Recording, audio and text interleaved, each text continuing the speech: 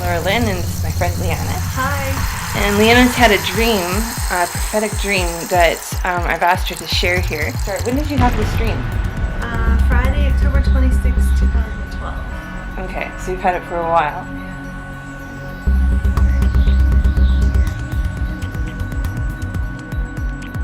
Go for it. Alright, so the dream was about a warhorse. Warhorses, actually. I was at church at Counselor Gospel here in Kamloops, and it had the balcony at the top, which was wide open, but it was higher up than the one at the church. I was standing at the front of the balcony looking down at the stage. There was someone to my right who was with me, but I didn't really see who it was. There was a band playing on the stage at the front of the stage. There was no chords or equipment, just the people, about three to five people with their instruments playing. And they continued to play throughout the dream. The walls were a pinkish gray color, but it wasn't dreary. It was bright and full of light. And the floor of the stage was black, and it was like a steel or a tin. There was a parade of great war horses that came into the building. They came in the building on the left side, which was beneath where I was standing. And then as they came in, suddenly I could see them from the side. You know how dreams are so weird and you can change places instantly? Yeah. Each horse was built like a tank, muscular, thick, and solid. Each one was completely covered in a silver armor. But the armor wasn't shining, it was more like a pewter. And it wasn't engraved, it was just very plain and very simple, but you could tell the armor was solid. And they were covered from their noses, their necks, their heads, all the way to their hooves and their tails. So 2 horses pulled the chariot, but there didn't seem to be a driver in the chariot inside the building. They carried their heads down, even with their bodies, you know, not like up high, but and I just had a feeling it was a very humble and obedient position for these horses. It's totally cool. These horses were battle-tried, no fear, confident. They were sure and wise, and they knew exactly who they were, what they were made for, and what they were capable of doing. They were amazing. So they came down the left aisle, and they came up the stairs onto the stage, and they did a U-shaped pass around the back of the stage behind the band. Then they headed down the stairs on the right side and back out the aisle.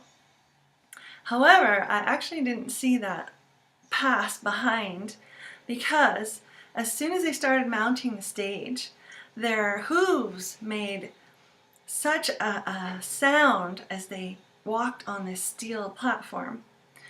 And I heard an ever-increasing, great loud clip-clop of their great hooves on the floor of the stage, like hooves on a tin roof. And it was a cacophony that rose up increasingly from the stage and filled the building. I was embraced in the sound. The sound created a covering over the stage because I was back up on the balcony. And as it increased, it was like a shield was formed through the sound, and I couldn't see what was happening anymore because the sound blocked out what was beneath it. And it was as though my eyes were seeing the sound that my ears heard, and that was all I could see.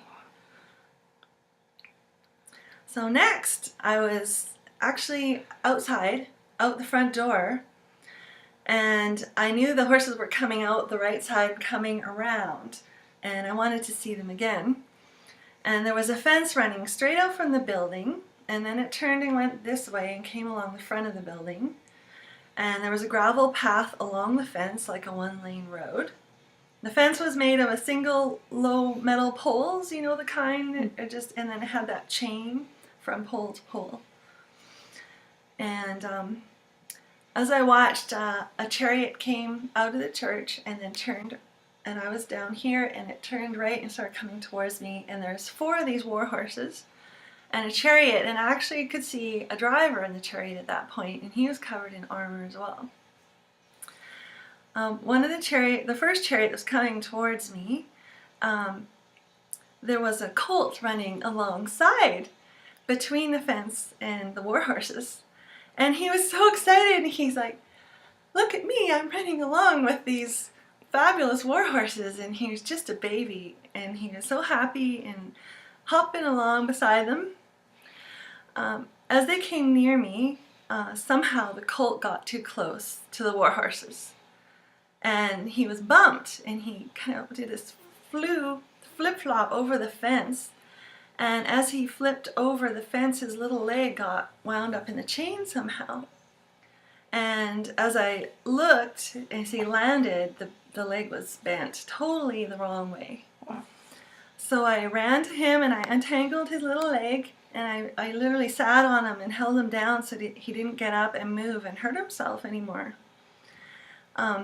And at that point, it was weird. Suddenly his legs looked like marionette legs, like with the joints. It didn't make any sense at all, but that's what happened. And then a vet showed up out of nowhere, and he was checking the colt. And then he said that he would have to put the colt down, and he carried him away. And I thought that would happen, and I wasn't surprised in the dream, and I was not at all emotionally upset about it. It's just what happened. So later, I was writing this dream out. My understanding of it is that these war horses are trained for battle. They're strong, protected in their armor. The colt, however, who was running alongside, was not ready to be in that place yet. And he was injured. War is a place for the mature, and this is a war for those who are ready. And those who aren't ready will be injured, maybe even taken out of the war. And then in regard to the sound, I understand that it's a picture of the saints when they are making their sound. It will rise up as a form of protection over them, and that the sound that the saints creates a barrier between them and the adversary that he can't see through. Wow. I can't even describe it in words. Yeah. Oh. Yeah. This is just the after version, but we were just discussing like how this dream affected Liana, and the atmosphere in the room has changed as she shared it. Like, this is such a powerful dream, and I believe it's for right now, something that the Lord is speaking into the atmosphere. Liana was just saying that that you were overcome by the sound of the hooves that these horses were making. Yeah, and it was a dream, and yet in the dream, the sound was so powerful and overwhelming. It consumed the room.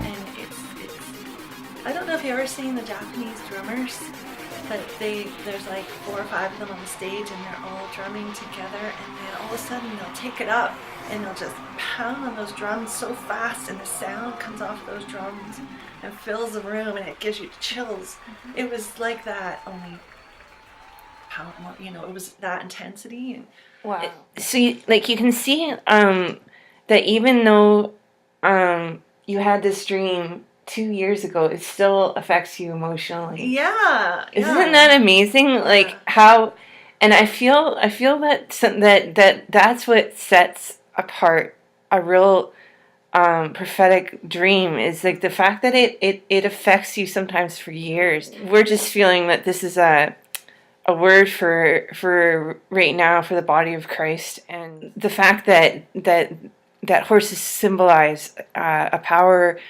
a meekness, a strength under control, and and that describes it really well. Yeah, because those horses were incredibly battle prepared. Yeah, they'd been through it, and they knew who their maker was. They knew who they were serving, and they were so self-disciplined and controlled, even though they had so much power. And just how they carried their heads really affected me. That they carried them low. Yeah. And they had been humbled, There was a submission to the moving of the Spirit is what I feel like that means like it's kind of like a, even in your strength, you are submitting that to the Lord and saying, Lord, here I am. Use the strength in your purposes for my life and for the life of. And I think that the giftings in the church need to be under that's the Spirit, under the Spirit's control, under the Spirit's power, and surrendered to the Lord. In that sense, otherwise you could be like the baby colt and get caught up in the fence. Yeah. That's so good. Wow. How interesting it was that the band just kept playing as if nothing was happening. And my impression is that this was such a common experience for them, for these horses to go through there, that they were partnering with that move by doing what they were meant to do. They just continued to operate in their gifting. They didn't step out of it, and they allowed those horses to move freely across their stage.